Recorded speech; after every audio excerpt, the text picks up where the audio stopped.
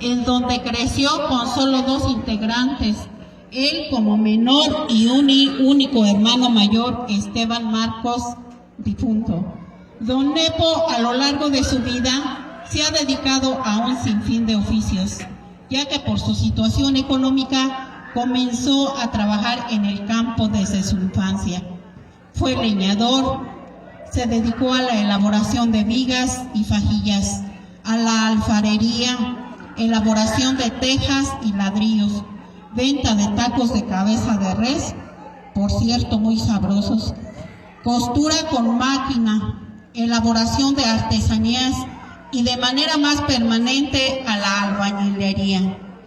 Y la música, por supuesto, desde la infancia convivió con la música y la admiración por los compositores a los que escuchaba en los encuentros de Pireris, en las fiestas patronales. En su adolescencia, junto con sus amistades, nació el interés de aprender a tocar guitarra, comenzando así a la par con la intención de la composición. Su gran sueño era ejecutar el acordeón, por lo que no dudó en luchar por él, y con la ayuda y aliento de sus amigos, en los 80s adquiere su primer Hohner Corona 3 de botones color roja.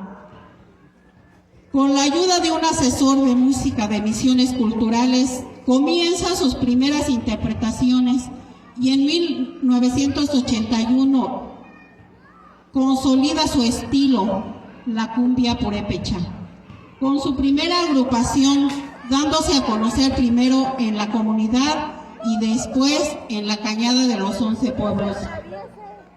A través de su trayecto, trabajó con muchos músicos, quienes por cuestiones de salud, por deceso, lo han dejado, a quienes los recuerda con mucho respeto y comparte las enseñanzas que obtuvo de ellos.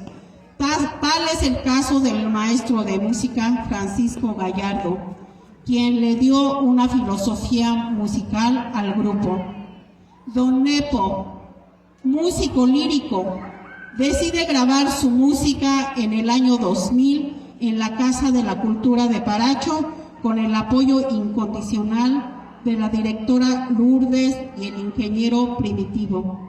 En este estudio graba los 4 álbumes con los que, gracias a la audiencia de la radio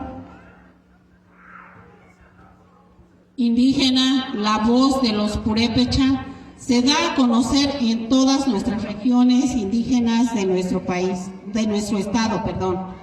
Al principio, su música es muy criticada por la cuestión de la instrumentación y el rompimiento de la estructura estereotipada como pirecua. Algunos temas son vetados por cuestiones particulares, políticos y culturales. Don Nepo le canta a los políticos, presidentes, enfermedades, profesionistas, maestros, hechos sociales, a la comida y a la mujer. Su métrica es sencilla, en sus versos cortos se nota la melismática forma de expresar sus metáforas en sus composiciones. El año pasado, 2020, por cuestiones de salud, se ve obligado a dejar el grupo en el que trabajó durante 40 años ininterrumpidamente, pero no la cuestión de la composición, ya que en este sentido tiene sus proyectos y más de una decena de piezas inéditas. Hace un mes ha regresado al grupo, solo como vocalista, ya que por las cuestiones médicas tiene dificultades para ejecutar el acordeón. Queremos compartir esto con ustedes. Es difícil resumir en un solo texto la gran trayectoria del Gallo Mayor, pero solo queremos darle en vida el reconocimiento que se merece. Vamos a brindarle un fuerte aplauso a don Nepomuceno